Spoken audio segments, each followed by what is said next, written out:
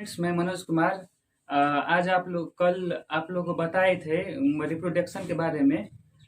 Reproduction के बारे में मैं आशा करता हूं कि आप लोग अच्छे से समझे होंगे। और आज मैं इसी के बारे में कुछ और विस्तृत रूप से वर्णन करने जा रहा हूं कि रिप्रोडक्शन। वैसे तो आप लोग जानते ही होंगे रिप्रोडक्शन क्या होता है। तो रिप्रोडक्शन सभी जीवों का मुख्य लक्षण है। और रिप्रोडक्शन करने का सभी जीवों में एबिलिटी होता है, गुण होता है। और वो रिप्रोडक्शन करके ही अपने वंश वृद्धि में जो है लगातार जो है प्रोग्रेस करते रहता है और लगातार जो है अपने अस्तित्व को इस संसार में कायम रखता है। तो आज हम रिप्रोडक्शन के बारे में जो है जो बाकी था उस वीडियो को जो है लेकर के मैं आया हूँ। और जनन वैसे तो हम बता दिए थे पिछले वीडियो में। मैं आशा करता हूँ कि वो आप लोग जान गए होंगे। फिर से मैं पुनः जो है पर जनन के बारे में बताने जा रहा हूँ। रिप्रोडक्शन तो रिप्रोडक्शन होता क्या है? तो रिप्रोडक्शन वह प्रक्रम है जिसके द्वारा जीव अपने जैसे संतानों की उत्पत्ति करते हैं उसे रिप्रोडक्शन कहते हैं, जनन कहते हैं। जनन मुख्यतः दो प्रकार के होते हैं, अलैंगिक जनन और लैंगिक जनन। अलैंगिक जनन एसेक्सुअल रिप्रोडक्शन और लैंगिक जनन सेक्सुअल रिप्रोडक्शन। अलैंगिक जनन से पैदा होने वाले संतानें आनुवंशिक गुण में ठीक जनकों की तरह होती है, क्योंकि इसमें युग्मक भाग लेते हैं। आप लोग युग्मक के बारे में भी जानेंगे। युग्मक मेल जैगोट और फीमेल जैगोट के बारे में जानेंगे और विस्तृत रूप से जानेंगे। फिलहाल जो है अभी हम अलैंगिक जनन के बारे में बताने जा रहे हैं। तो थोड़ा इसमें समझने की चीज है कि अलैंगिक जनन से पैदा होने वाले संतानें आनुवंशिक गुणों में ठीक जनकों की तरह होती हैं। 10th क्लास में ये एक दो बार पूछ दिया है कि कौन सा जनन का भाग है जो उसमें जो है संतान जो है वो आनुवंशिक गुणों में ठीक अपने पेरेंट्स की तरह ही होती हैं। तो याद रखिएगा कि अलैंगिक जनन होगा, एसेक्सुअल रिप्रोडक्शन होगा, क्योंकि इसमें युग्मक का संलग्न नहीं होता है। अलैंगिक जनन 6 प्रकार के होते हैं, विखंडन, मुकुलन, अपखंडन या पुनर्जनन एक ही चीज है। बीजाणु जनन, कायिक प्रवर्धन और उत्तक संवर्धन। विखंडन, फिशन। विखंडन के द्वारा एक कोश के जीव जनन करते हैं। यहाँ पर ध्यान देने वाली बात यह है कि विखंडन के द्वारा एक कोशिकीय जीव जनन करते हैं। ध्यान देने वाली बात है कि एक कोशिकीय जीव यूनिसेल्यूलर ऑर्गेनिज्म और मल्टी सेल्यूलर ऑर्गेनिज्म होता है बहुकोशिकीय जीव। लेकिन बहुकोशिकीय के बारे में नहीं हम लोग अभी पढ़ेंगे। अभी हम पढ़ेंगे एक कोशिकीय जीव के बारे में। तो यहाँ पर विखंडन जो प्रोसेस होती है वो सिर्फ एक कोशिकीय जीव में ही होता है। और एक कोशिकीय जीव जो है विखंडन की प्रोसेस उसमें होती है, जिसके कारण वो रिप्रोडक्शन करते हैं, जनन करते हैं। जैसे जीवाणु हो गया, अमीबा हो गया, पैरामीशियम हो गया, एक कोशिकीय शैवाल हो गया, यूग्लिना हो गया आदि। ये सभी जो भी ऑर्गेनिज्म है तो उसमें विखंडन की प्रोसेस होती है, फिशन की प्रोसेस होती है। और विखंडन की क्रिया 2 प्रकार से संपन्न होती है। एक होता है द्विखंडन और दूसरा बहुखंडन। द्विखंडन और बहुखंडन के बारे में जानेंगे। तो द्विखंडन कहने का मतलब है कि द्विखंडन मतलब 2 भागों में खंड होना, 2 भागों में विभाजित होना द्विखंडन कहलाता है। और बहुखंडन का मतलब होता है कि बहुतों भाग में विभाजित हो जाना कोई जीव, तो वो बहुखंडन के अंतर्गत आ जाएगा। तो द्विखंडन या द्विभाजन, बाइनरी फिशन, वैसा विभाजन जिसके द्वारा एक वृष्टि से खंडित होकर 2 का निर्माण करते हैं। जैसे कुछ जीवाणु भी है, पैरामीशियम है, अमीबा है, क्लेमाइडोमोनास है, यूग्लिना है, ईस्ट है आदि ऐसे जीव हैं जिसमें द्विखंडन, द्विभाजन, बाइनरी फिशन होता है। तो बाइनरी फिशन किस तरह के जीव में होता है, द्विखंडन या द्विभाजन किस तरह के जीव में होता है, तो ये मल्टीपल क्वेश्चन के लिए बहुत ही जरूरी होता है कि किसमें द्विखंडन या द्विभाजन होता है। तो जीवाणु में होता है, पैरामीशियम में होता है, अमीबा में होता है, क्लेमाइडोमोनास होता है, यूग्लिना में होता है, ईस्ट में होता है मैं विश्वास करता हूं कि अगर आप कंपटीशन की तैयारी करते होंगे तो यहाँ से बहुत ही जबरदस्त टॉपिक आपको मिलने वाला है कि द्विखंडन या द्विभाजन जो प्रोसेस है वो किस तरह के जीव में होता है। तो जीवाणु में, पैरामीशियम में, अमीबा में, क्लेमाइडोमोनास में, यूग्लिना में, इस आदि में होता है। तो द्विखंडन में एक और रीजन है कि ये अनुकूल वातावरण में होता है।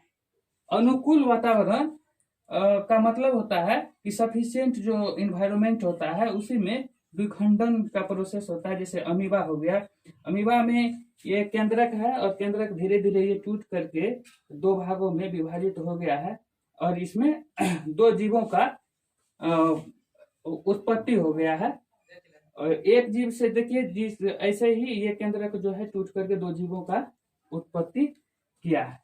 ये अमीबा का फिगर है। अमीबा का फिगर यानी कि अमीबा को किसी भी तरह से हम बना सकते हैं, इस तरह से राउंड करके और ऐसे जोड़ देंगे तो ये अमीबा हो जाएगा। ठीक है, अमीबा में निश्चित शेप नहीं होता है। दुनिया में ये ऐसा प्राणी है, ऐसा जंतु है जिसका कोई शेप नहीं होता है। ये प्रत्येक पल जो है बदलते रहता है।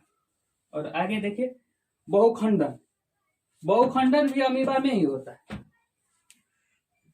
बहुखंडन या बहुभाजन, मल्टीपल फिशन।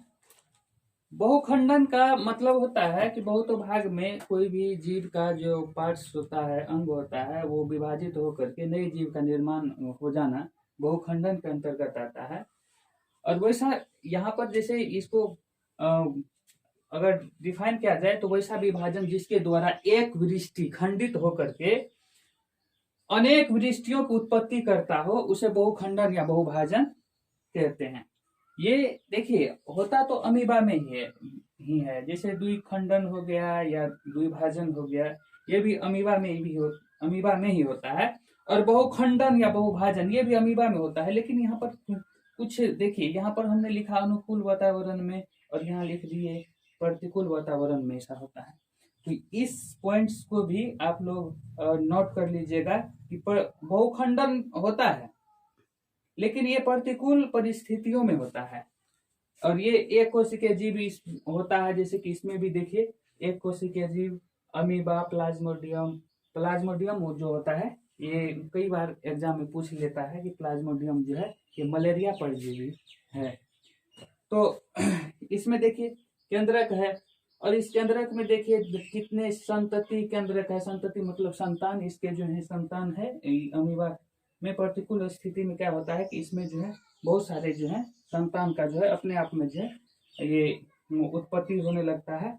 और यहाँ पर पुटी जो कड़ी भित्ति होती है उसी को पुटी कहा जाता है। और धीरे धीरे ये क्या होता है टूट जाता है। और टूट जाने के बाद यहाँ पर देखिए अमीबा का जो ये टूटा हुआ भाग होता है इसको ऐसे टूट गया है और टूट करके जो है इससे बहुत सारे अमीबा अपने स्वतंत्र अमीबा का निर्माण कर लेता है। ठीक है, और ये जो बढ़ा हुआ भाग है इसको पुटपाद भी बोल सकते हैं, पुटपाद है।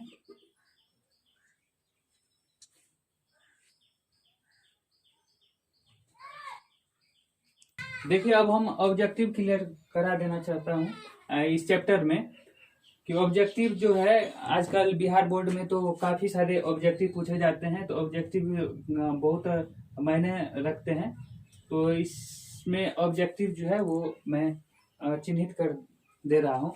देखिए दोस्तों, अगर आप लोग जो है नोटबुक अगर लेकर के बैठते हैं, कॉपी लेकर के बैठते हैं तो और भी अच्छा होगा। जो तैयारी आप लोग कर रहे हैं उसमें आप लोग को एक अच्छा जुनून और अच्छा जो है बेहतर जो है कॉन्फिडेंस जो है वो आएगा।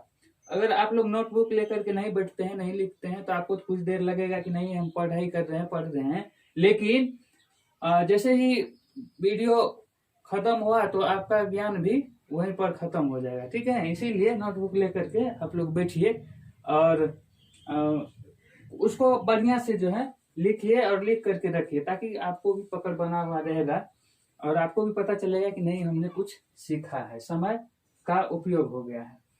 तो अलैंगिक जनन से पैदा होने वाले संतानें अनुवांशिक गुणों में ठीक जनकों की तरह होती हैं। आपको ये एक ऑब्जेक्टिव यहाँ से मिला कि अलैंगिक जनन से पैदा होने वाले जो संतानें होते हैं वो अनुवांशिक गुणों में ठीक जनकों की तरह होती हैं, ठीक जनकों की तरह होती है। याद रखिए दोस्तों, अलैंगिक जनन से पैदा होने वाले संतानें अनुवांशिक गुणों में ठीक जनकों की तरह होती है, जनकों की तरह यानी कि पेरेंट्स की तरह होती है। और इसमें युग्मक का संलग्न नहीं होता, युग्मक का संलग्न नहीं होता है। तो यहाँ भी देखिए, ये भी जो है एक बहुत बढ़िया जो है एक इम्पोर्टेंट जो है फैक्ट्स है कि किस जनन में जो है युग्मक का संलग्न नहीं होता है, तो अलैंगिक जनन में युग्मक का संलग्न नहीं होता है। अब यहां से आ जाते हैं, अलैंगिक जनन 6 प्रकार के होते हैं। कितने प्रकार के होते हैं अलैंगिक जनन? तो 6 प्रकार के होते हैं। और जिसमें विखंडन है, मुकुलन, अपखंडन या पुनर्जनन, बीजाणु जनन, कायिक प्रवर्धन, उत्तक संवर्धन, विखंडन। विखंडन के द्वारा एक कोशिकीय जीव में जनन होता है। विखंडन के द्वारा एक कोशिकीय जीव जनन करते हैं। जैसे विखंडन में हो गया जीवाणु हो गया, अमीबा हो गया, पैरामीशियम हो गया, एक कोशिकीय शैवाल हो गया, यूग्लिना हो गया। तो ये सभी जितने भी ऑर्गेनिज्म है इसमें विखंडन की क्रिया द्वारा जनन होते हैं। और विखंडन की क्रिया 2 प्रकार से संपन्न होती है। जैसे द्विखंडन हो गया, बहुखंडन। तो विखंडन की क्रिया जो है 2 प्रकार से संपन्न होती है। याद रखिएगा कि विखंडन की क्रिया जो होते हैं वो 2 प्रकार से संपन्न होते हैं। 2 प्रकार से विखंडन की क्रिया कितने प्रकार से? तो 2 प्रकार से संपन्न होती है। और द्विखंडन या द्विभाजन, बाइनरी फिशन वैसा विभाजन जिसके द्वारा एक विरिष्टि, देखिए एक विरिष्टि यानी कि एक जीव से खंडित होकर 2 का निर्माण करते हैं। जैसे जीवाणु हो गया, पैरामीशियम हो गया, अमीबा हो गया, क्लेमाइडोमोनास, यूग्लिना ईस्ट आदि। इसमें जो है दो जीव का निर्माण होता है। तो ये अनुकूल वातावरण में होता है। तो यहाँ से तो ऑब्जेक्टिव आपको जो है आएगा ही नहीं। ये ऑब्जेक्टिव के लिए ये यहाँ से विखंडन की क्रिया 2 प्रकार से संपन्न होती है। बस एक ऑब्जेक्टिव यहाँ से और एक ऑब्जेक्टिव यहाँ से और एक ऑब्जेक्टिव यहाँ से, ठीक है, और एक यहाँ से कि ठीक जनकों की तरह होती है। बहुखंडन या बहुभाजन, वैसा विभाजन जिसके द्वारा एक विरिष्टि खंडित होकर अनेक विरिष्टियों की उत्पत्ति करता है उसे बहुखंडन या बहुभाजन कहते हैं। यह प्रतिकूल परिस्थितियों में होता है। जैसे इसमें कुछ जीव, प्लाज्मोडियम हो गया जो मलेरिया परजीवी है। ये तो ऑब्जेक्टिव बहुत ही गजब है। जिस बार नहीं पूछे तो समझ जाइएगा कि बोर्ड मिस्टेक किया हुआ है। ये ऑब्जेक्टिव बहुत ही, जो कंपटीशन के बच्चे हैं वो जानते होंगे कि ये ऑब्जेक्टिव कितना सुंदर ऑब्जेक्टिव होता है कि प्लाज्मोडियम जो होता है वो मलेरिया परजीवी होता है। तो आज जो है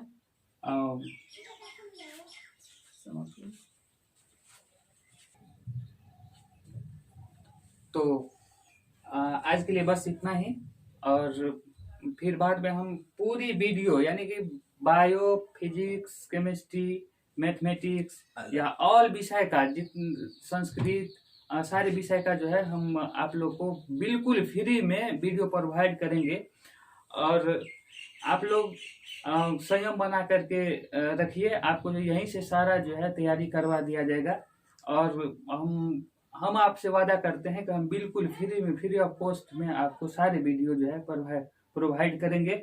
और हम समझा करके आपको छोड़ेंगे। आपको ऐसा लगता होगा कि ठीक तरह से नहीं समझ रहे हैं तो आप बिल्कुल मत घबराइए, आपको बिल्कुल समझा करके छोड़ेंगे। और अपने दोस्तों के पास भी इस वीडियो को आप भेज सकते हैं या सब्सक्राइब करके बेल आइकॉन आप दबा सकते हैं ताकि मेरे वीडियो का सारा नोटिफिकेशन आपके पास पहुंचे। और आपके दोस्त जो अभी सक्षम नहीं है पढ़ने में या क्या कहते हैं किसी कारण बस पढ़ नहीं रहे हैं तो उसके उनके पास आप फैला दीजिए, वीडियो को भेज दीजिए ताकि वो भी तैयारी कर सकें। तो मैं आशा करता हूं कि आप जो है सारे बात को ठीक तरह से समझ गए होंगे। आप स्क्रीनशॉट भी ले सकते हैं। हमारा एक रिक्वेस्ट है कि आप जो है स्क्रीनशॉट ले लीजिए या क्या कहते हैं जिस तरह से आप चाहे उस तरह से आप नोटबुक इसको बना लीजिए। धन्यवाद।